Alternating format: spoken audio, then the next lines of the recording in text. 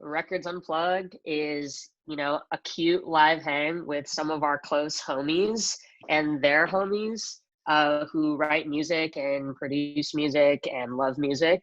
And this is just a way for us to have casual, off the record type conversations to discuss the creative process and how songs are made and how you choose songs and all that good stuff.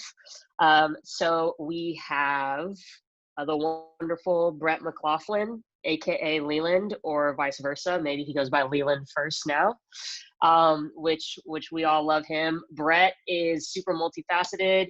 He is a songwriter for a lot of massive artists. I know you have like recent cuts with Troye Sivan and Selena Gomez, and I could probably list 50 other artists, which is awesome. He's been working with Troye since day one, and all the Troye stuff is really amazing. He works with another artist that he executive produces named Carly Hansen, who I am biased and I love so much. He also is like executive producing a drag show. Is that right? That's always. Yeah. Danny mentioned that to me and I was like, okay, that's fucking awesome.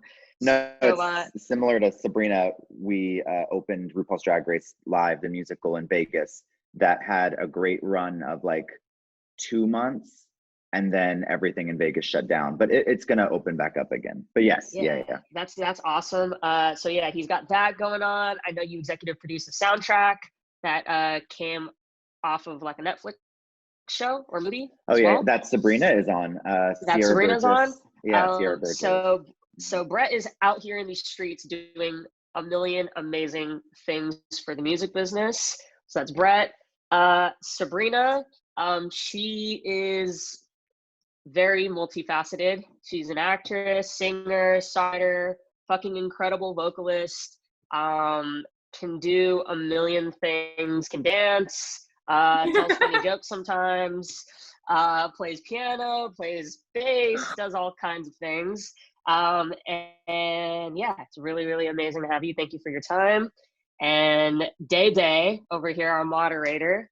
Dayyon is a songwriter and producer. A lot of people don't know that he like produces songs 100% himself sometimes, which makes him really dope. He plays piano. He tells a lot of really funny jokes, and yeah, he's got amazing cuts with Demi Lovato and LMA. I'm nominated for a Grammy.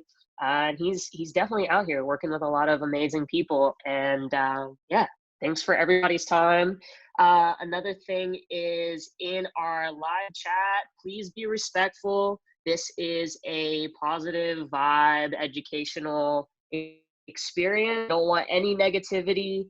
And if there is any negativity, you will be asked to leave. You'll be escorted out. So you will be escorted out.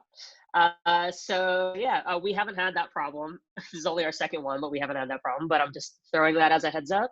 And yeah, giving it off to Dayyon now. Amazing. I hope you enjoyed that intro, by the way. I didn't have anything to read off of. This was just off of my mind.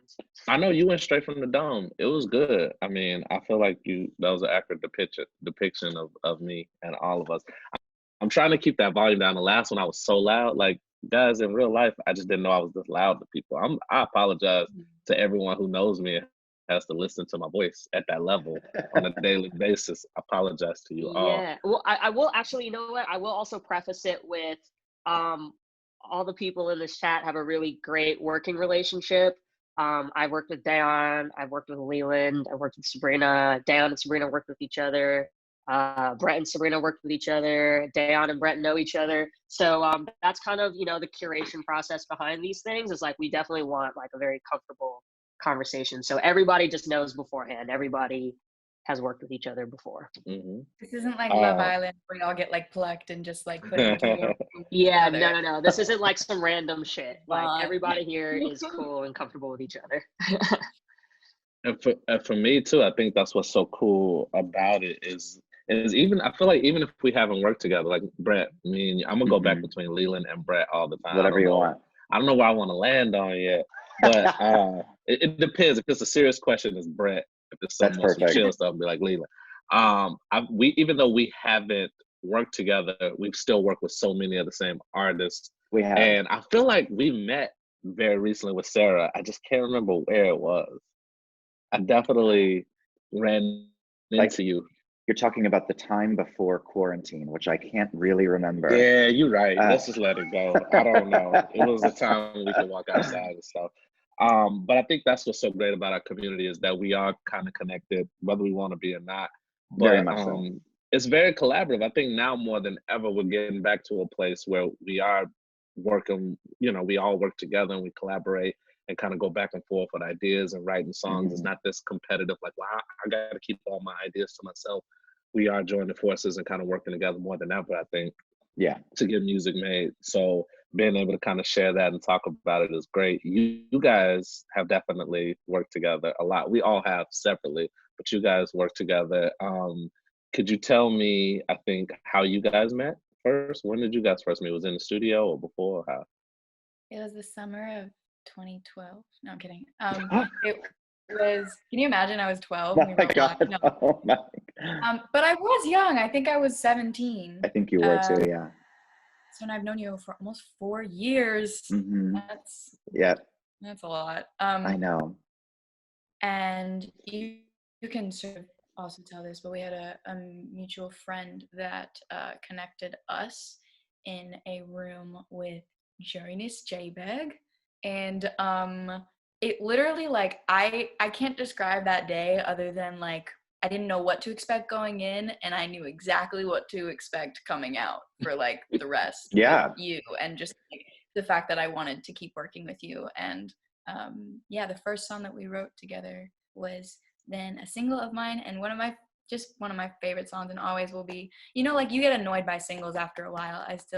I'm not annoyed with that song. It can come on. I love that song. Like, I'll be in, like, Korea in a beauty store, and it just comes on, and I'm like, I'm happy. That was, so our friend had been singing Sabrina's praises, I'm not kidding, for probably like a year and a half.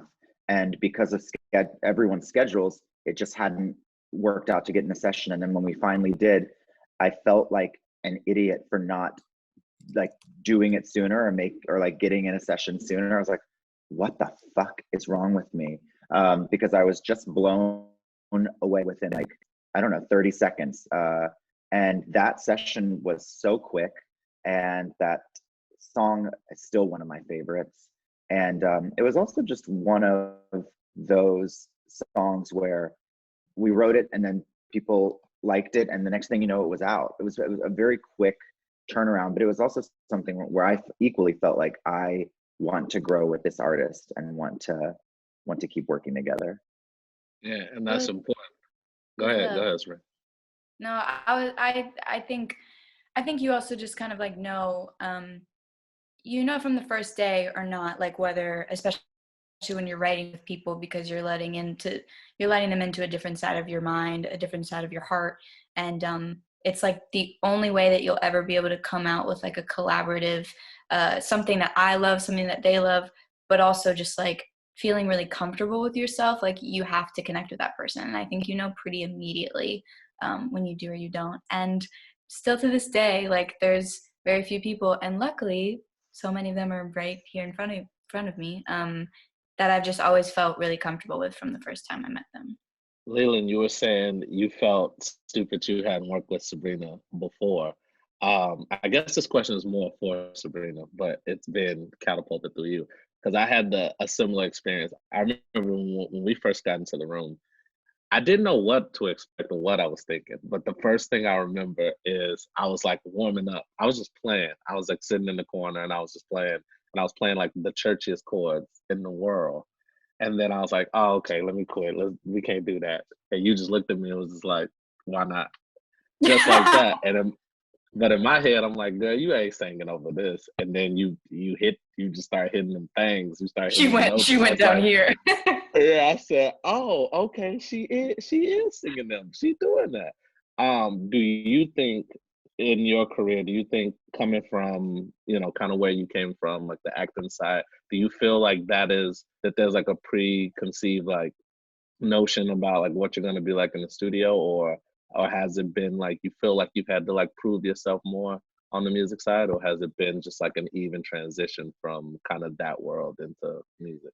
I definitely dealt with preconceived notions when I was younger. So like I want to say from 16, 17, even 18, I up until like my last album cycle. But I think throughout that album cycle, I was able to find the people that I felt really comfortable with and that like didn't question me or see me as anything different than another songwriter in the room, which I grew to like love and respect those people so much, obviously, because the only way that you can kind of grow is to be is to accept yourself, but also be accepted by the people that you're choosing to collaborate with. And yeah, I think I never went in being like, oh, I have to, you know, meet this expectation, or I have to sound a certain way, or have these ideas like ready to go before I go in. I don't think I ever went into a room, like I had ideas, but I was never going in being like, this is the song I'm writing today, because I tried that when I was younger and it just didn't work for me. And I think everyone has a different technique, I guess, for lack of a better term. Yeah, it's all different. Leland, when you're working with Sabrina or Troy or anything, I think between us, you've established these relationships. How important do you think the actual relationship with the person is to writing the songs? Has it like actually helped you write better with them, for them, or is it just like a side bonus thing, or has it actually helped the music part too? No, it helps. And Sabrina, you can talk about this, but when a song comes out, that's very personal. I'm sure there are details that we discussed in the room that may not make it into the song, but absolutely inspired the lyric or what the song is about. Or, you know, what I've seen too, and what I've experienced, sometimes I will show up to a session and be going through something, and, you know, I try not to make the session about me or what I'm going through, but sometimes you show up and you're just going through it, or the artist is going through it, or the producer, because we're all living lives at the same time as we're trying to be creative and continually inspired. So for me, you know, my friendship with Troy, especially, like I consider him one of my best friends, and Take Yourself Home would not exist if we didn't have the type of relationship where we could be completely honest. I mean, to go there, Bloom would not exist if we didn't have the type of friendship where we could talk about anything. You know, because in that session we wrote the lyrics half-heartedly as a joke between us in the room, and we were like, this song will never come out, and then it did. But I think, you know, we were just very, very comfortable, and you go through different chapters with people as they go through different relationships, or go through relationships with their work life or romantic or whatever. So yeah, relationships are extremely important. And I would say, you know, there are times where it's more business, where you go into a room and you write a song with one, and sometimes it turns out to be amazing. But I do think you get the songs that mean more to artists when you are close with them. Mm-hmm. Mm-hmm. I mean, yeah, that relationship is important because they trust you to let that wall kind of come down. I think the other aspect that a lot of songwriters who are starting out is they have to do, obviously, a lot of pitch records. They're writing records. Sabrina, as an artist, when you hear records, what draws you to a record, you think? I mean, sometimes it could just be like, that's just a great sounding record. And I've had where artists have been like, these records are great, they're not for me. Like, I love the song, but they're not for me. I've had that more times than I would have liked to too, because like you do hear these songs, you're like, I know this is a great song. I just know, like, it would almost be selfish for me to sing it because it's not mine. It doesn't belong to me. And you know that deep down. Yeah.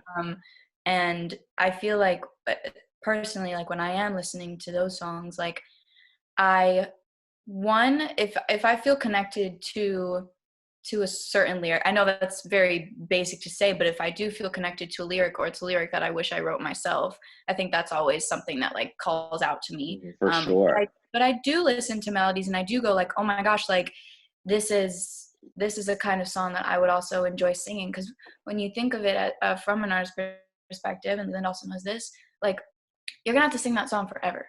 Like you can choose to like take it off, and then some fans gonna be mad at you and be like, put it back in the set list, and you're gonna have to eventually sing it, or you're just gonna have to know forever that that's yours and that song was a part of your discography, as we like to call it.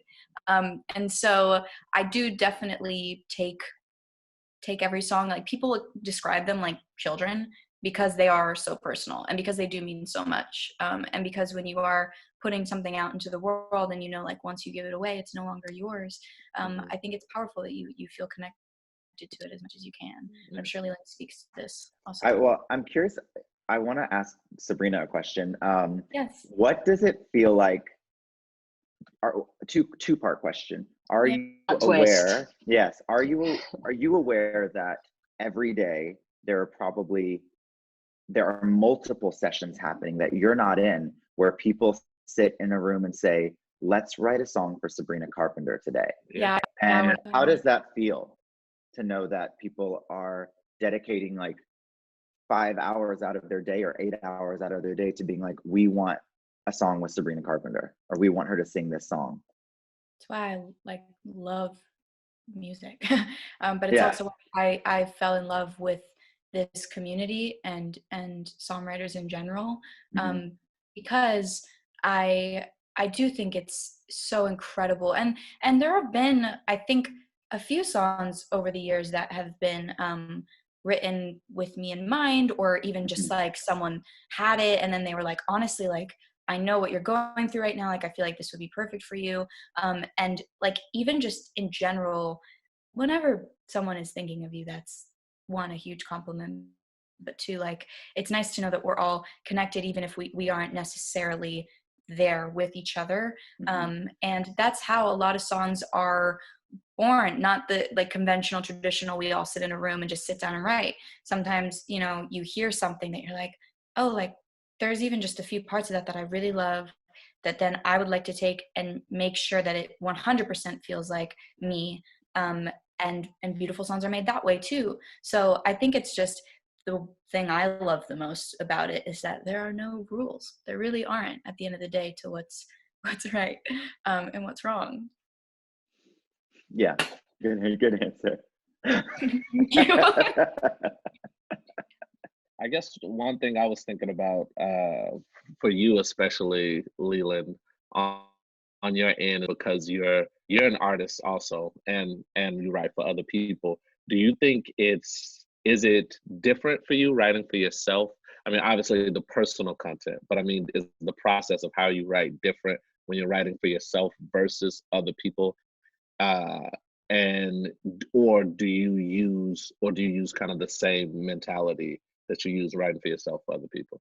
I find it much harder to write for myself, which is why I don't do it that often. But I do find it much harder. This time I'm like, I'm gonna make an EP, and crank one out and work with my producer friends and get something going. But I think especially right now, it's not normal to be inspired right now, or at least for me. I'm like, there are so many other worries, but yes, it's very different. I love more than anything being a vehicle for another artist and adapting. And especially with Sabrina, we have done songs together that have come out, thankfully, but have touched so many different genres and styles. And Sabrina's voice is so versatile and sounds good over everything that we can do that. So that's been really fun to, even just like with one artist, try so many different things, from like the 80s sounding songs Sabrina did for Sierra Burgess to Paris to Why. There's just a lot of different ways for her to showcase her voice, which is so special. But yeah, it is, for me, I love going into a room with an artist and just jumping into their shoes and helping them say what they want to say, and collaborating. But yeah, I do like writing for myself. More pressure on myself when I do that. Yeah, I could feel that. I would go crazy. I mean, I don't sing, I don't do that. I just write for other people, but like that would drive me crazy trying to put together. Wait, pause. Dayyon does sing. Yeah, Throwing Dayyon that does. out there. You know what? I do have a feel like snippet of Dayyon singing. I own There it. we go. You're one of the few people who I send demos with me singing on it. No, I don't sing. I think also too, we, especially with like Instagram and everything, we always post like the fun we have. I'm in the studio with this person. I'm flying over the world and doing all this stuff. I think it's easy to think that what we do is very easy, or it minimalizes sometimes how hard songwriting is. Mm-hmm. We just buy a console with a lot of buttons. It's Yeah, just kind of more like. And it just kind of goes in. But I always wonder, or at least when I wanted to do this chat, I was thinking about the kids who are like, I got all these songs that I wrote, or like, I don't know if they're good, or I don't know how to get them to people. I don't know what a manager is. I don't know what publishing is. I don't know what anything is. Just, I always try to think about that moment, how I felt when I was like, man, I need a manager to get sessions, but I need to have sessions to get a manager.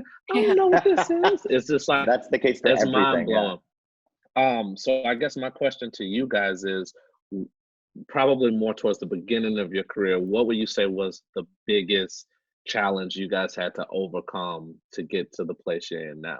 Like, what was the like big obstacle you think you had to face? You go first, Sabrina, because I want to know this too. Anyways, about you. Yeah, yes, in the deep cut. It's an interesting thing, because I think everyone has dealt with this in a completely different way, and that's why like everyone's story is so polar opposite. Mine, obviously, I signed with my label when I was 12 years old. I didn't know what a record contract was at 12 years old. And all I knew was that I loved singing, and I knew I wanted to make an album, and I knew I wanted to tour in big arenas for the rest of my life. And I didn't even have a concept really of what that entailed either, but I just was a dreamer. And when I did end up signing with my record label, it so happened that I got to a point in my life where I was also working in the acting, entertainment side of the industry. And I found that at the age that I was, there was a lot more acceptance for me in that side of the industry, because, children are very regulated in TV and film, and like you need people to play kids. Whereas in the music industry, it was sort of like, I haven't lived enough life yet for people to like take it seriously, almost in a sense. And this is all from my perspective. I'm sure everyone saw it differently, but I posted a lot of covers on YouTube, which then led me to signing with my label. And I was very lucky that with YouTube, I kind of grew like my first real fan base. I was Sabrina Star 99, and I still go by that name. You can call me that if you want. And after a few years, because it genuinely took about from when I was 13 to 16 to ever like release my first album, because I just started writing, and I wasn't putting any pressure on the fact that I like had to put music out. It was really just, I started to write. And then slowly but surely, as I grew and as I became, one, more passionate about writing, but two, realized that I had things that I wanted to say, that's when the struggle sort of started to come about, was because people perceived me as an actress turned singer, or like a young Disney star that was like given a free ticket. And it's never the case. I think anybody that knows it and has been there knows that there's a lot of things that happen behind closed doors, and there's a lot of conversations that are had that make you have to decide things. And I was too young to really know what I was deciding. So now I'm at this place where between like 16 and 17, I was able to meet people like Leland, and then later on meet Angelica, and people that were not coming into like meeting me as like, oh, like this is, I don't know what this is gonna be, but weren't judging every idea I had negatively. Like we're open and open-minded, and that's how I was slowly able to break down my barrier of any insecurities that I might have had writing, and create genuine friendships. And now I try not to look back too much, and I try to just like do what makes me happy. That's the long answer. I probably could have given you a shorter one. Oh, we like that. We appreciate that for sure. Yeah, that was a great. Because I don't think we've ever talked about like how I knew you've been on TV and all of that, but I don't think I knew exactly how those very first opportunities came when you were 12 years old.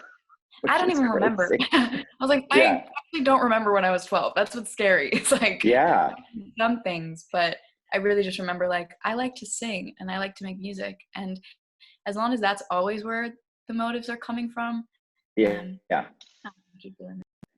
For me, I loved music growing up, and I grew up in South Mississippi, and I saw music as a way to get out of there. Um, and so I went to Belmont in Nashville, and I was writing for friends, and writing song. We would have different showcases at our college, country and pop and urban and all of that. And so I'd write songs for friends to be in them. And but at the same time, I still had not a single connection in the music industry.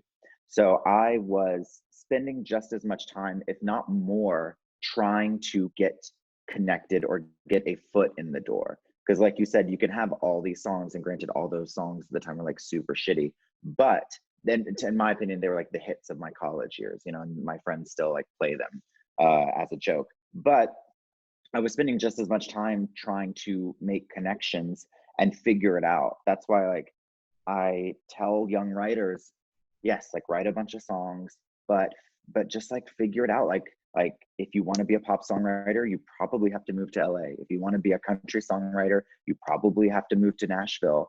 And because there's going to be a ceiling. There's a ceiling, and the ceiling in Mississippi was opening for Jesse McCartney at the Edgewater Mall. You know, Let's go. I hit my ceiling. So you just have, there's like steps you obviously have to take, but then you just have to have the drive and the initiative to figure it out, because no one's going to hold your hand and be like, here you go, you know? So I was like, okay, I need to become a better pop songwriter. Let me join ASCAP and see what resources they have. And they had pop songwriting workshops, and I did as many as I could. And they had the ASCAP Expo, and my parents let me out to LA when I was 18 to attend that. So you just sort of have to, half of the battle is figuring out how to get your foot in the door. But eventually you're like, oh fuck, I'm in, I think, or like I think I'm a part of the industry. And then a few years later, you're like, oh wait, I'm actually now contributing financially to the industry. I mean, I went to like 5 Sony ATV Christmas parties where I was like, where I thought to myself, I know my songs didn't pay for any of this shit. But then you go and you're like, oh yeah, now I like am contributing. So yeah, that's also my like long-winded answer, but I think half the battle is just figuring out how to get people to hear your songs. And And I rejection think, is a lot of yeah, it too. that was, oh man, that's what I was really right here. I You're on think a I wave think there. I think the first step is stop. Don't be afraid to be bad, to hear no, and to be rejected, because Yeah. it's gonna happen. It's gonna happen so much more than the opposite in the beginning. You know, a lot of. I mean, I think the very first attempt at actually like letting people hear my music, I remember. I will not say any of their names, but there were quite a few execs that I played songs for who had a lot of things to say that were not good. And you know, so some of them was just like, I don't really know if you should write songs at all, my man. Like maybe you should, you know, pick up a, you know, and something else. Just do something completely different than making music. And I said, oh, okay, that's what we're doing. All right. But you know, and then you meet those people like years later, and they're like, "Yo, come to my office. Let me hear some songs." It's like, okay, that's weird, but that Yeah. happens. You're gonna hear that rejection. You're gonna hear those no's. I think in the beginning more than not. So you have to understand that those are opinions; they're not facts, and you have to keep working. Also, you're gonna get better, and with time. So I think Yep. that's important. Coming No, from both of you. Music evolves, and that's the main thing that I've noticed is like what you thought was like the right answer or the right thing or like the thing that people love yesterday is not the same as what it is tomorrow or in a year from now. And so like if that's evolving and ever changing, like you can too. There's no like this is your only window of time. This was me trying to make a window. By the way, this is like the window of time. I don't know why I did that. There's no window of time for you to try or not be able to make it or not make it. But yeah, rejection is going to happen. It's inevitable in literally every industry. But in this one, it hurts a little different because it's your heart and soul that you're pouring out into the world. You're not like doing a tax report and your name is Sharon and you're in an office and you did it wrong. You made a typo. I die for Sharon. You know what I mean? I die for Sharon making tax reports. But it's true. Like you sit there and you go like, this is my heart and soul. This is my story. And the truth is that someone's always not going to like it because there's going to be someone out there that just doesn't relate to your story or doesn't like the sound of your voice, doesn't like the work you're saying. Like, and you can never change everybody. So you have to also go into it knowing I'm not making this for anybody but myself. Correct. Yeah. That's another important. You're dropping all the gems today, Brain. That's I think that is very important if you're gonna do this part of it. Is, man, there are so many opinions. I mean, I've been in the studio and I feel like I'm making like my Grammy Award winning song, and you send it to a couple people and they're like, it's cool, but and you're like, what? It's cool. This is the best record I ever, we're in the room. It's like the best thing I've ever heard. It's personal. We're pouring our heart and soul into it. And they're just like, I've heard this before. So it's like, there's always going to be so many opinions, and there's always going to be people who hate what you do, and there's going to be people who love it. At some point, you have to create and trust that what you're doing will touch someone, and just kind of just go in and do it for those reasons. I think when you do it for those reasons, the creative side, everything else kind of works itself out. Yeah, Leland, I was sorry, I didn't mean to cut you off, but I was gonna ask, what was the song for you that like you saw everything change? The song was "Hideaway" by Daya. Great song. Great song. That's a good one. That's a slapper. Thanks. Yeah, that was a song that changed everything. And just for, I mean, we know what that is. We know what that looks like, but like for people who never had a cut out, what does that actually look like? As a songwriter who's trying to get songs heard or working in sessions, nothing's happening, to go from that to then writing a song that pops off, people know it's successful. Yeah. Putting money in the bank. It was the strangest chapter of my life. It was in the middle of like what I would call a chaotic hustle, where I was writing 2 songs a day. I also had a full-time job, working 40 hours a week, and then would go to sessions before and after. And I'd already been living in LA for 5 years and writing with nothing really going on, or not realizing the progression that was happening, or not realizing that I was getting better and every song was just necessary to be written, even though you'd never hear it. And I had one of my good friends, Gino Barletta, had been giving Daya, whose real name is Grace, had been giving her voice lessons from their hometown. And at that time we were just doing so many side hustles. So I believe we got paid like $100 to just like meet this very sweet, talented girl and just have her be in the room while we wrote a song. And she ended up co-writing the song with us, and we were like, do you want to sing the demo? And in about an hour and a half, we wrote Hideaway. Daya sang the song, and that was the last thing that I thought of it. And then that night I sat in front of Amoeba with my friend Dale, and I played him songs. We always were playing songs for each other in our car, and he was like, that's a hit. And I was like, well, it's not coming out or going anywhere, but that's very sweet.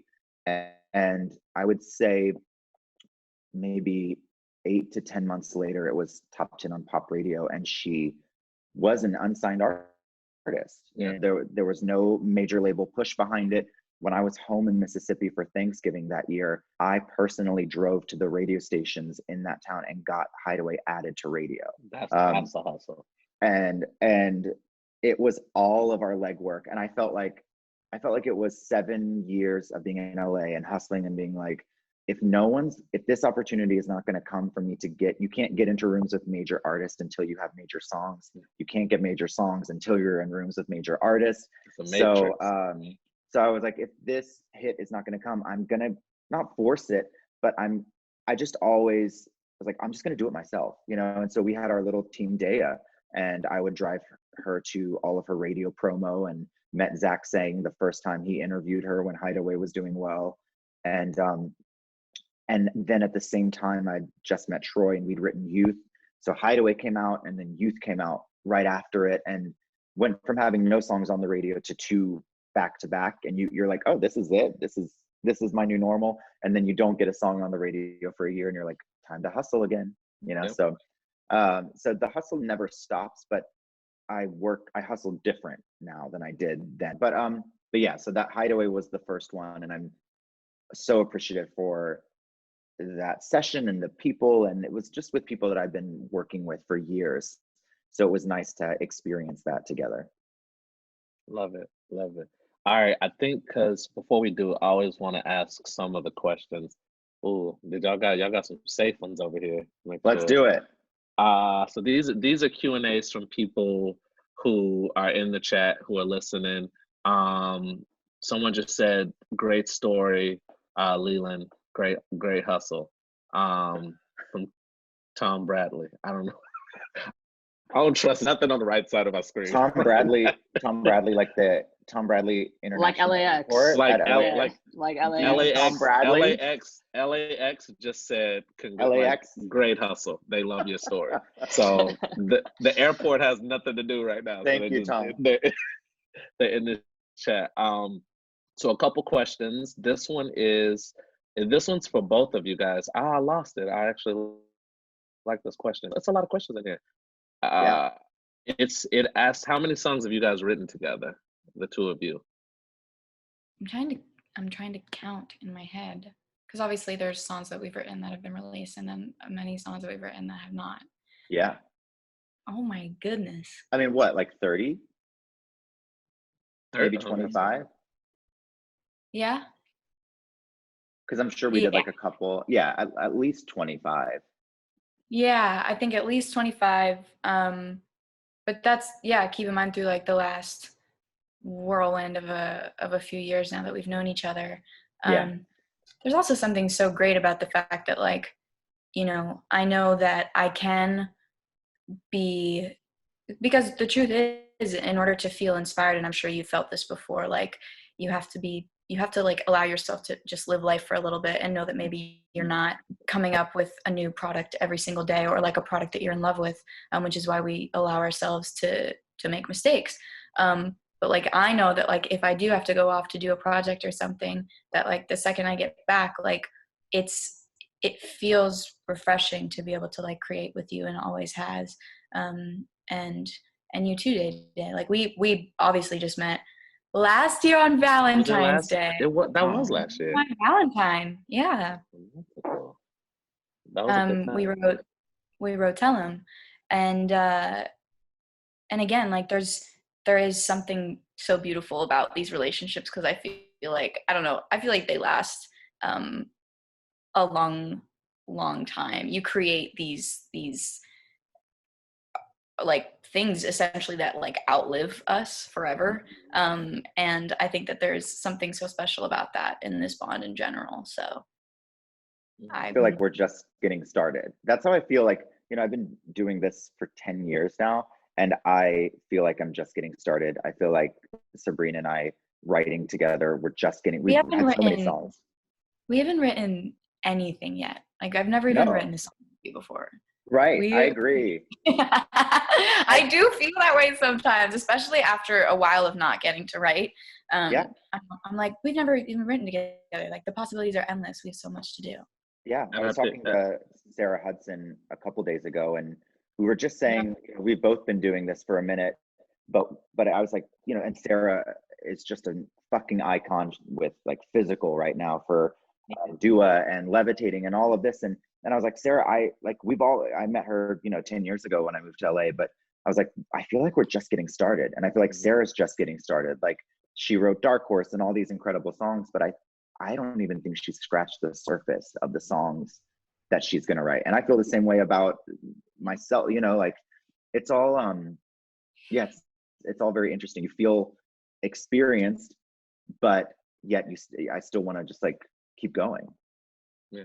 And I think that's the important thing to remember too, is like, there's no time limit, especially on the songwriting side. You know, there's no time limit to say, you know, if you haven't made it, if you haven't gotten a big hit by this time or that time, we don't know when it comes. It's just a push through that. Here's a question I'm actually very curious. Oh man, I gotta get them when I see them.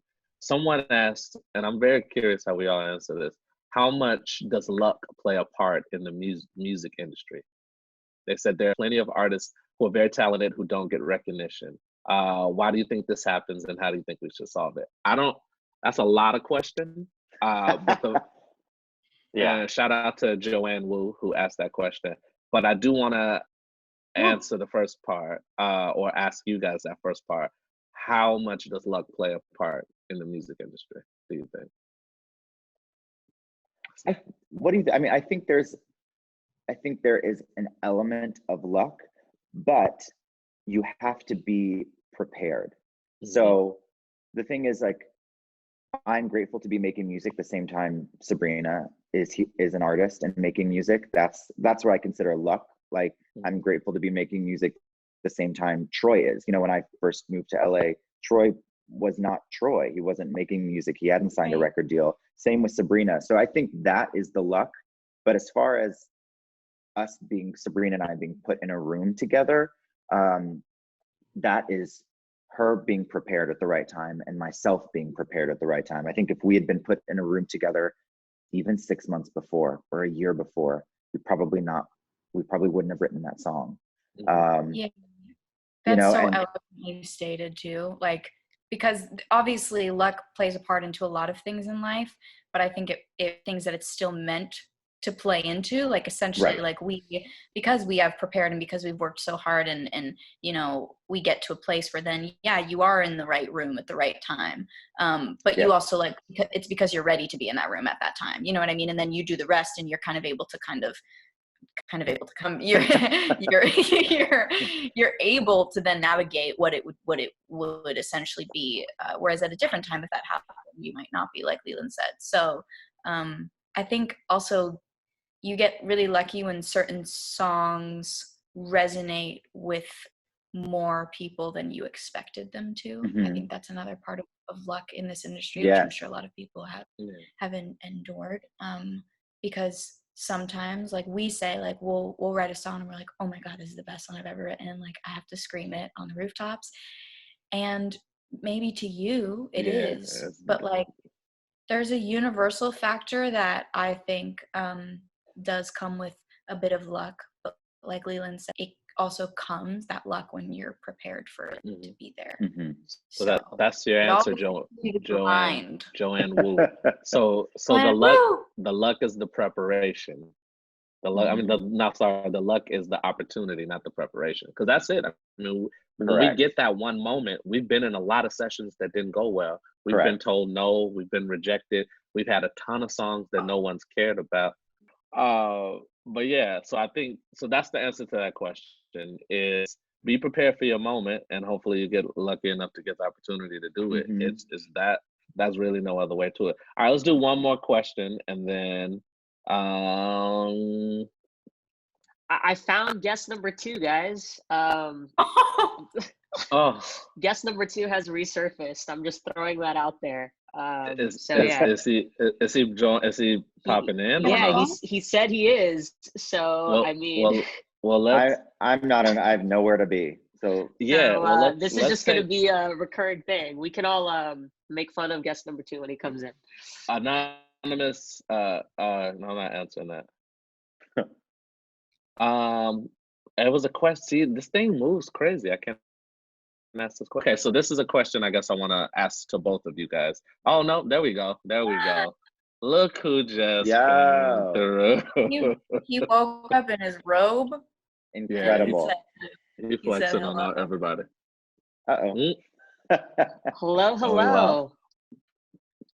Let's see. So now, I think now we all three. Let's all three interview him now. Okay, guys. What up? Good morning. Good afternoon. There we go. Yay! Hi, Pink. What's good? Man, we good over here. What's poppin'? Man, I'm I guess we're gonna you now. There's also a lot of these Q&A questions, right, Day? I know, we could keep going through them. Yeah, we got mad Q&A questions. I guess let's catch everybody up. Angelica, you want to catch us up since we got a new joinee? Yeah, of course. Welcome, Pink Sweats, Magnificent, Let's go, to my our guy. live hang. We appreciate you for joining. Pink is a multifaceted songwriter, producer, artist. Like I said about Sabrina and Dayyon and Brett, Pink also has some great jokes once in a while. And yeah, he, loves magic and plays the drums and all kinds of good stuff, and he loves Pink. Incredible. Are you, Yes, first sir. question for Pink, are you a member of the Magic Castle?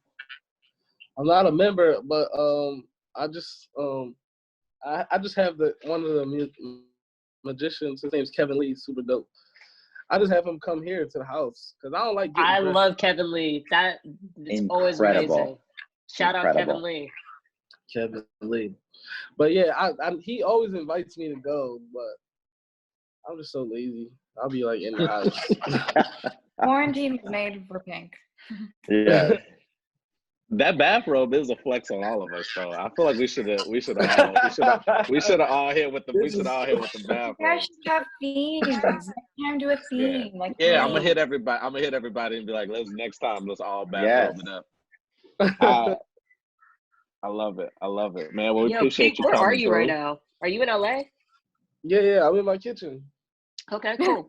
Yeah. Man, have you been writing? Have you been writing during the quarantine? The funny thing is I haven't the whole time. I was just making like beats, but then yesterday I just hit like a groove, so I've just been writing since yesterday. Sick. Yeah, that's what we were saying. And I feel like it kind of stopped me in my tracks. It stopped all of us. We were just kind of like, I don't know what to do. I'm just gonna sleep all day. We could get. Yeah, like, we could. You trying to balance. You like, yo, this is life. Like, as we never knew it before. Like, this is weird. Like, how could you? I don't know. For me, it was just like, well, I don't even know what to talk about right now. That's exactly what it is. Yeah, that is it. 100%. I guess since you came in, we just been talking and kind of vibing and asking questions to each other. But since you're here, I feel like we just gonna all interview you now. We just gonna all ask you questions. We're gonna come at you. You guys know each other. I know Pink.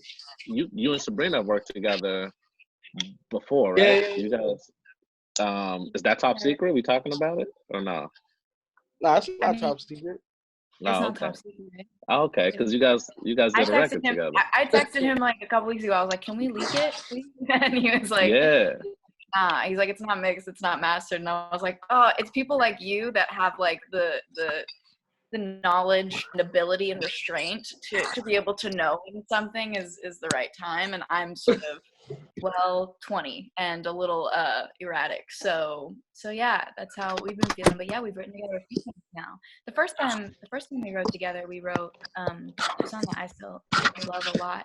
And I just remembered, like, especially the way that you kind of opened my eyes to a different way that I'd never really written before, which is sort of like literally just feeling it as you're singing it melodically, lyrically, like not like sitting there and being like, what is the best possible lyric to fit in this line, but to just like do what feels right. And then if something feels right later, like it's not set in stone, it's not concrete, it's not like you can never go back and change it. You also are the fastest vocal cutter I've ever met. You cut your vocals in like a take and then you dip and it's powerful, and I sit there I want it to be perfect, and I love you so much. So I would say this: the reason that I cut so fast and that I work so fast is very hilarious.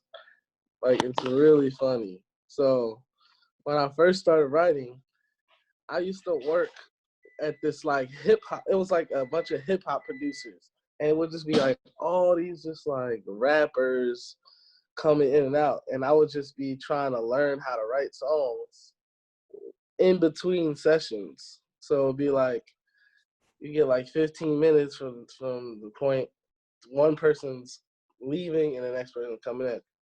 So usually I would just try to write a song essentially in 15 minutes, because then it's like, I don't know if I'm gonna be able to get back to the song. So it's like, my early demos, like, I wish I could find them. You could just hear like a gang of people just talking, and I'm just like at the mic like this, just like trying to get my ideas out. So that's really why I cut so bad, because I was always so scared like I wouldn't be able to like get something done. Pink, we were talking to Leland and Sabrina about this, about like that early stage, that stage of like going from like nobody listening to my stuff to all of a sudden it's like, you know my name, you know who I is, okay. For you, what was that moment that you saw people like connecting to your music and listening to it and really paying attention to it? When did that start, you think? Do you guys know Twice as Nice? Nick Audino. But he so I remember one time I was in a session, and it was actually my friends. They were the artists, and I was like writing for them and stuff. But I don't want to say their names because it's kind of an embarrassing story. But he was like dogging them out. Like, I'm talking about, like, it was crazy. He was like, they played all this music, and he was like, what the fuck is this, man? Like, this is not good. He's like, this is trash. Like, I'm just letting you know, like, because I care about you guys. Like, this music has no feeling. Like, I don't know what you're talking about. I don't feel it. And I was just like, fly on the wall. And then he was like, yo, like, you play something. Like, we didn't even know each other at the time. He's like, just somebody else play something. I just started playing some stuff. And he was like, this is the stuff. And it was like, that was like the first time where, like, I guess because people respected him. So it was like when he validated me after that, people were kind of like listening to what I had to say, and I was kind of like, I've been like doing it. Yeah. Okay, whatever. Like, I'm just gonna take it with, you know what I mean? But that was a funny time because I was just like, wow, like,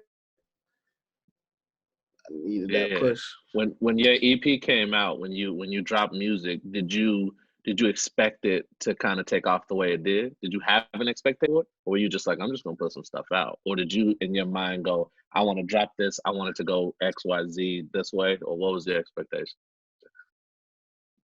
Honestly, nah, I didn't have an expectation, but I didn't want it to be like, I didn't want to make it look too try hard. So like everything that I did,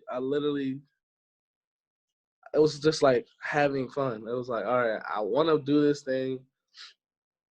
And even with like choosing the name Pink Sweats, I just thought it was a silly name, to be fair. Like, I was like, oh, edit to me. And I was like, that's a silly enough name to like not take myself too serious. So then I chose a name, I made the songs. And then when I took it serious was shout out Johnny Shipes. He had offered me like $30K because he's heard the project from my manager, and he was like, "Yo, I give you $30K budget or something like that. You want to like stay independent and you just use the money for marketing or whatever. I don't own anything. We'll figure something out." And I was like, "Oh snap!" Like I started like, maybe this stuff, because to me it wasn't like amazing. It was just like different. So I was like, maybe this is good. Like maybe this is something. So then after that, I just kind of told him no, and then we just did it in house. I looked at my manager and I was like, all right, I think we got something. And I was like, I think Honesty is a single. And he didn't like Honesty. Like, Josh, so y'all see him, just make go in. What was his favorite song? Because I'll tell you my favorite song. And I don't remember what his favorite song was, but I just remember him being like, bro, like this song, like about honesty. He's like, I don't really know. It's like you just kind of saying the same thing over in the hook, where it's like, I don't know. I don't really like it like that. And I was like, okay, cool. And then the next day, okay, cool, whatever. Like, yeah, like in my head, I was like, nah, it's still gonna be it. But he called me the next day. He's like, I can't get this song stuck out my head. Like he was humming the melody on the phone because we was talking. ooh. I was like, oh wait, what's that song you singing right there? And then that's when we knew. It was like, oh snap, like this is gonna be something. So when it actually came out, I really tried to not set no expectations, honestly. I was just like, I'm just an indie songwriter, dude. Like who wants to hear that? I don't know. And then, but look, a lot of people wanted to hear it. yeah, And well, I think, I did not know. and I think that's what's cool is doing stuff like this. Is there's a lot of songwriters, a lot of artists at home who are making music in their bedroom, music on their guitars, and who are making music on on their piano, going, how am I competing with all this big production and shout out to all these people, but like these big songs and these Drake songs and this, because I don't have a team of producers and studios. And sometimes it's as simple as writing something that just connects with someone, something they're actually feeling. And if you do that sometimes and writing from that place, that's all you need. That's all you need to tell a story. Someone asked, and this is for all of you guys, I feel like I know what the answer is, but it says, do you guys get inspiration from real life relationships and situations? No, they only write not about real life relationships or situations. Real life relationships or lack thereof, real life relationships. Oh, I mean, either way. Yeah. Either way. Yeah. I think if you're gonna write, that's the first thing you have to do is you have to learn to kind of, whatever that is. I mean, you kind of have to learn to be honest and then kind of break down that wall and say something. Because I mean, that's the whole thing when you're writing songs that you want people to listen to. I think it comes to a point where you have to sing or say something that they're like, "Oh my God, I've been through that," or "I get that," or if you're gonna make them dance, it's got to be a feeling that they can feel. So I think whatever the type of music is, it does have to come from somewhere real most of the time, whether it's a true story or something somebody in the room's been through. Yes, I mean, there's also a freedom in realizing that not every song has to be about love or a relationship. Because I think as writers in the room, that's our default, to write about a relationship or about someone or about lack of a relationship. And then you realize, like, wait, I could just write a song about fucking feeling good or dancing or nothing or a vibe. And that takes a lot of pressure off.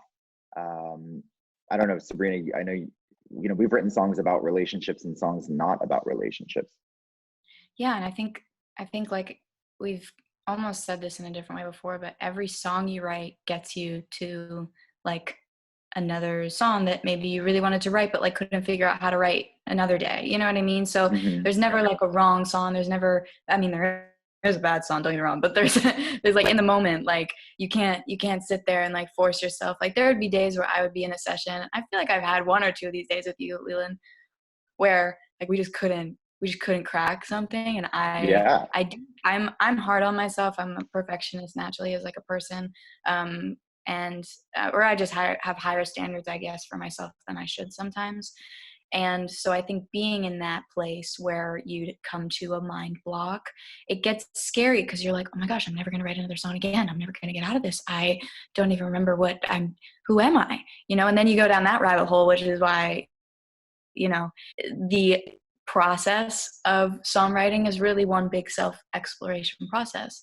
But I do think that it's nice to not be able, like, to not have to put so much pressure on yourself. And there would be songs that I really genuinely be like, this is just a fun song. Like there's really nothing else to it. And people want this like deep story underneath every line and like try to analyze it. And sometimes there is that. Sometimes it comes from a place where I have felt so much on a particular subject that I have to speak on it. And there's other days where I can't approach that subject yet. I'm not ready. My mind like hasn't processed those feelings enough to actually say what I want to say. So I'm going to write something else. And it doesn't always have to be about love. It could be about food. Yeah.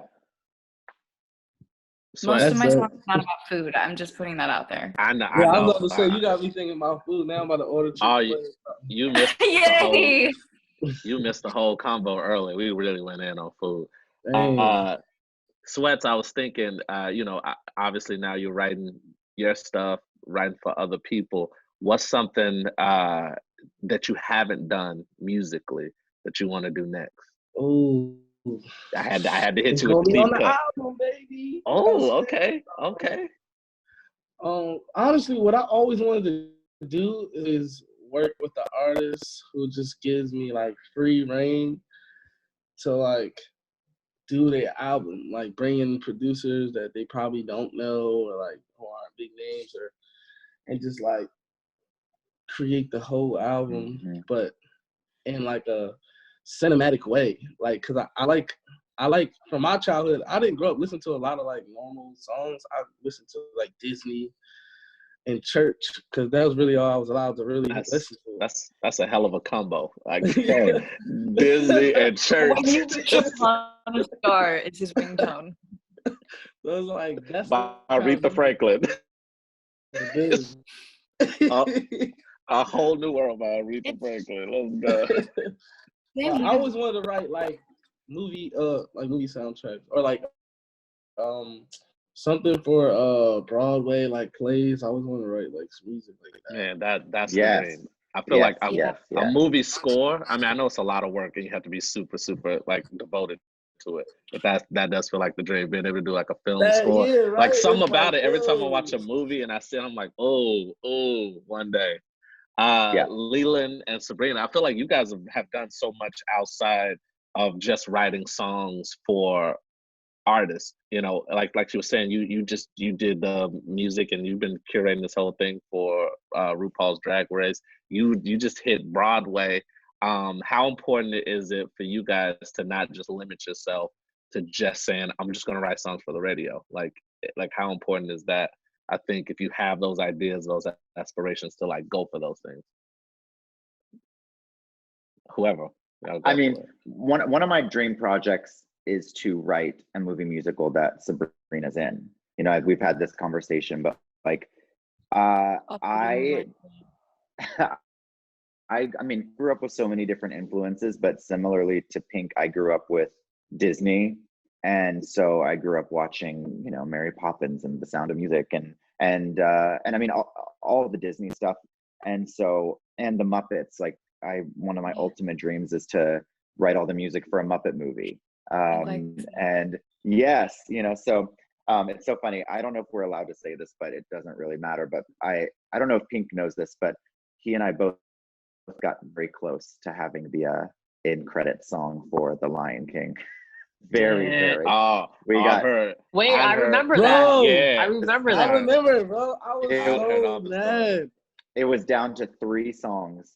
But I mean, Beyonce still recorded them, which was pretty fucking incredible. Do you guys get to keep Beyonce's demo? That's the most important question. Do you get the balance of sick? Are you mad? Come on now. Do you think they even let us get close? Do you get the balance? If you get the balance, then it's lit. You know what those contracts look like.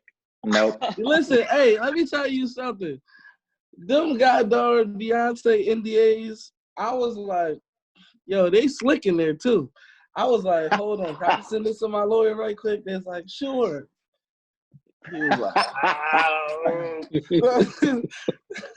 but even just to like the Beyonce NDAs, those are pretty crazy. No, but even just to be in the running for something like that was so. It was a blessing. Yeah, that felt so cool. Like honestly, it wasn't even a letdown. No, it was more like a goal. It was like, okay, I got that close. I know we can get one. You know, it felt correct. It continually reaffirmed that like anything is possible. That's really what it did. Yeah, and that's really the way you have to look at it. Everything you don't get is just motivation. Like you're one step closer. You know what I mean? It's like if I was in that room, if I got that NDA, then like the next one might be the real thing. I might be signing that other contract. So I think that's I mean, and I think that's the thing, because you said it. Someone asked it earlier too. Is I think when we first start out, it's a one type of hustle. It's a like I don't want to eat top ramen no more hustle. It's like hey, come on, somebody. That's what it is. That's the hustle it is. But then after you start writing songs, you get some success or you get money or whatever it is, it's a different type of hustle. Someone asked that, how does the hustle change? Which I think is a really dope question. I'm gonna leave that up for anybody, because I feel like you guys are all in a place where you have to hustle differently than you did at the beginning of your career. So like what from then to now, like how did that hustle change for you guys? Like what do you have to continually push yourself to do now? Oh, that's deep. Yeah. Oh, I like that though. You came on when the deep cuts started coming out. I like that because honestly, you know, the funny thing is I sit and evaluate that every day. Like when I wake up, I'm like, all right, cool. I had to bring myself mentally back to zero because like my life always been a series of extremes. You know what I'm saying? Like, oh, you don't listen to secular music, you don't listen to kiddie music, and you're like 15. Okay, that's extreme. It's like, and then with music, it's like I would go. I'm horrible with money. Let's just put that out there.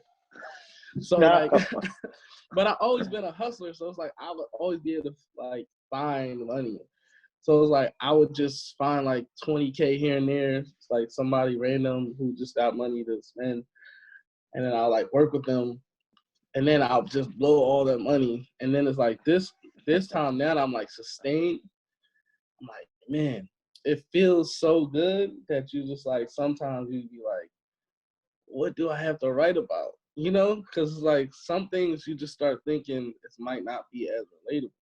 And you don't also want to be, you don't want to come off braggadocious about anything, but like I grew up around drug dealers and rappers. So it's like, I'm like, dang, if I'm writing about my life now, I don't really know what to say sometimes other than talk about love or maybe like what's going on in the world. Or just like you said earlier, Leland, like just a vibe, like something like that. So yeah, right now the drive is trying to I found a new drive, which is to be of service to others. Yes. In my way of yes. Like I love to go to the supermarket and like pay for people's groceries behind me, like whoever it is, old person. Like usually I like to help somebody who I can tell that they might need it, you know? Like usually if it's elderly or single mom, and you know, even somebody if they like pat in their pockets a lot, I'm like, oh, I think I'm gonna just, you know. But that's my next thing is like I'm realizing that being in this position is to help others, and like it doesn't have to be that way all the time, but depart in something so the next person can have something that I've been in the supermarket lines with no money, and I'm like, dang, I wish somebody would just pay for this real quick. You know what I'm saying? So it's like trying to be the person that I wish that I had in my life. Absolutely. That's my next goal. Speaking on that too, like that's, I think and the reason why I wanted to start writing and making music was because I like literally heard a song or watched a movie, heard a soundtrack mixed with like an emotion or a feeling, and wherever I was in my life that I felt like I couldn't do something or I just was waiting for like a sign or something, you know, I think there are people in the world that then you sort of realize, I guess, that we are and we can be those people that are going to share their stories to help other people. It's like, I know that, you know, if I went through this and I didn't know what I was doing and I had a hard time, there's a good chance that someone else in the world is going through the same thing and they don't know how to get through it and they're having a hard time. And it's not like like, how are these people going to find it? They'll find it. Like that's the universe, and that's how it works. Like when people need something, like they find it, and that's how we speak to each other, and that's how we're capable of growing and then evolving and creating new beautiful things. And I think as far as like hustle goes and reevaluating that hustle, like I think more that's friend. That's my friend. I think reevaluating the hustle also comes with like knowing that you are not trying to like outdo yourself. I think we all put a pressure on ourselves, especially when we do something that we love, and you put out a project that you love and you're so excited about, that the next thing after that has to be even better, and the thing after that has to be even better. And I think as soon as we, like we've all been saying, start focusing on like just actually sharing real stories or actually just sharing good, that's the best way to like not get in your head. It's so hard for songwriters to not be in their heads because that's how we write songs. We literally we live have to, but in our yeah. heads. I would, yeah, jumping off of that, what you both said is super inspiring, and I relate. And I think my drive and hustle has shifted to where my goal is just to work with and employ friends. That's it. Like, that is all that I want to do.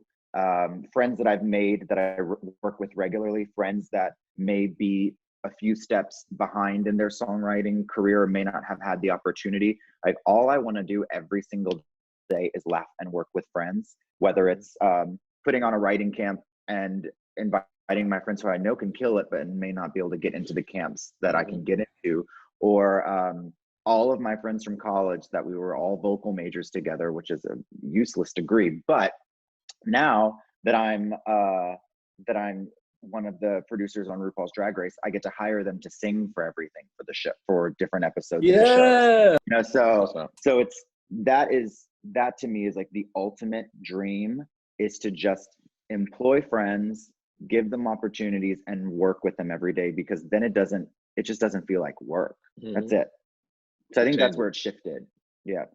It changes everything. And I think that is, man, that's the ultimate dream, when you just like, man, I'm really just kind of like in the studio with my homies and we making stuff that's potentially going to impact people and make us some money. Like that's then you're right. It goes from like a job to just being like, I'm just waking up, living my life every day, living my dreams.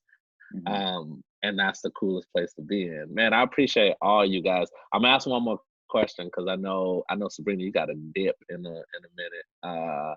But I do want to ask you guys this one last thing. It's something I kind of ask all the artists for the next, and we can go however we want to, but for the next Pink Sweats or Sabrina Carpenter or Leland, who might be watching this, trying to figure out how they get that big song or get their break. What's one piece of advice you guys would give to that person listening right now?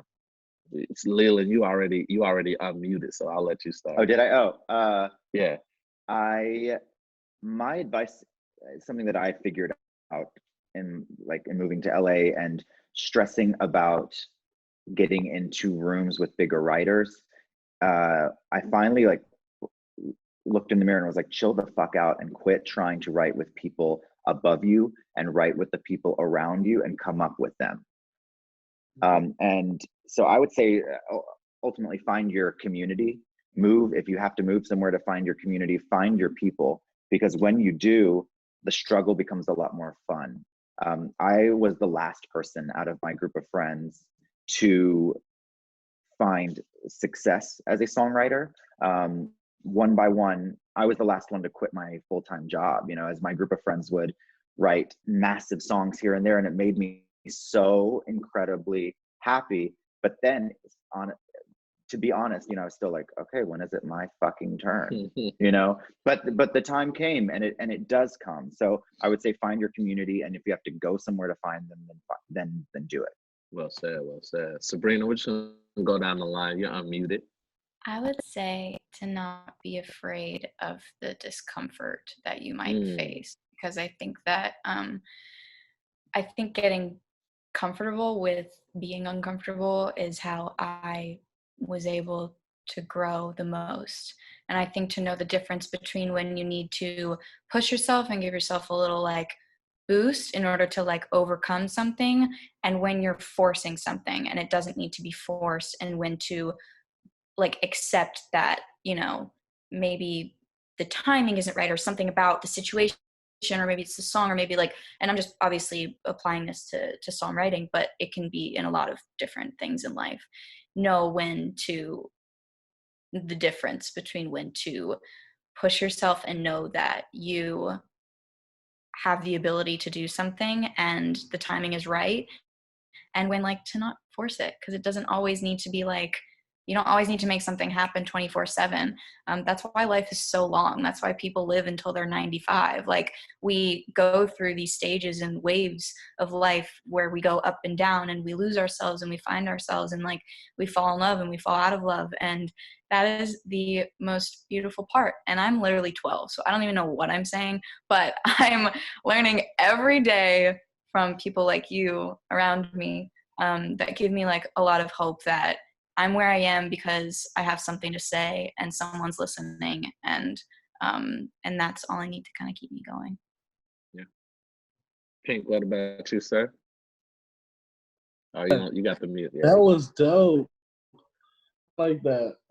I was so mesmerized while you guys were all talking. I was like, I think for me, I would say, stop asking people their opinions of your art, and like work long enough and hard enough to where you feel like you deserve a spot on the team. And I always like to reference it to basketball. It's like nobody wants the player who looks like he unsure. And this, that's like one person told me that a long time ago. And he wasn't even like in music or something. He was talking about business. He was like, nobody wants to partner with anybody who needs them. I was like, people want to partner with people they feel like are winners, and they just want to piggyback on it. And he was like, and some people look at that as a bad thing. You got the money. Why you want to work hard to spend your own money? And I was just like thinking about that. And I applied it to music. I was like, dang, I need to work all the time to where I feel confident enough that when I walk into any room, no matter who it is, that I feel like I'm supposed to be on this team. And by the team, meaning like the room. You know what I'm saying? Like sometimes you will get opportunity to be in a room with bigger people than yourself. And a lot of us probably can relate. You freeze up, or you feel like, oh man, I wasn't like, oh, I should have did this.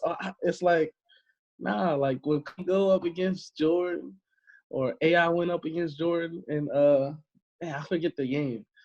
He crossed Jordan up. He's like, yo, you about to get this work too. Like, I don't care what they talking about. Love these analogies. So, yeah, like to me, I look at music the same way, because now I'm to the point where I'm on like the same kind of vibe as Leland, what he was saying earlier, where it's like, I don't really want to work with too many people, because I'm trying to build the next team, like whoever it is. I don't know. It could be me and my friends. It could be me and somebody who's not known. But I wanna learn from people long term. I'm trying to be one of the people on the team where you're like, yo, that dude is Jordan. You know what I'm saying? Like, whatever that means. And I think for all of us in the industry, we want to be Jordan of our thing. You know what I'm saying?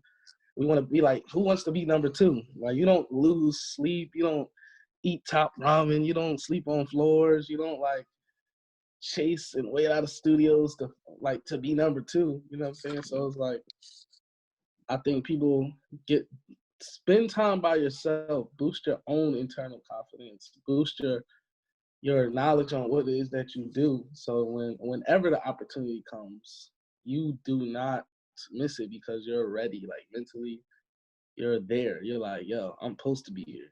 You don't feel like, oh my God, I don't know. I shouldn't be in this session with this person. Like, it's too big. You know what I mean?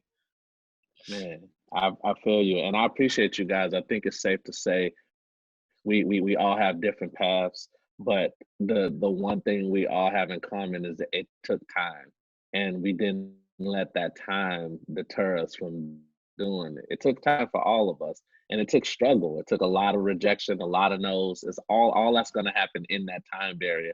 I mean, we had regular jobs, we worked jobs we did not like, we got criticism we didn't like, whatever it was, but we just stuck with it, and we didn't rely on someone to give it to us. We worked, and when those opportunities came, we took them. So I hope anybody's listening who's just sitting in their room going like, man, how do I do this? That's how you do it. There's no magic answer. There's no like wand that's gonna pop and you're gonna be big. You just got to do it every day, through the good and the bad. and one day it just won't be as bad. It'll be more good than bad. Like that's literally how it happens. You're like, oh, they saying yes, they want to hear my demos, they want to hear my songs. Okay, cool. That's just kind of how it goes. So I appreciate all you guys. Appreciate and you you guys all guys. represent something different too. Yeah, appreciate you guys. Leland, thank you so much. Wait, hold on, everybody get in. I didn't do this last time. Can y'all see it? Hold on. On three, I'm gonna hit y'all. All right, we got it. Angelica, thank you for putting it together. Livy, thank you too. Yeah, of course. And thank you, I Sabrina. did say it last Thanks, time. Pink. But if you feel compelled, if you're listening, watching, you can donate to the Music Cares. Motion Creative put it together, so it's in the link. You can donate, and all that money goes to musicians and songwriters who have been affected by this pandemic we got going on right now. Because it's hard for a lot of them. We don't have a union at all, so we don't have health insurance. Even ones making music, So if you can or feel compelled to, please donate. That money would 100% of the profits go directly to that.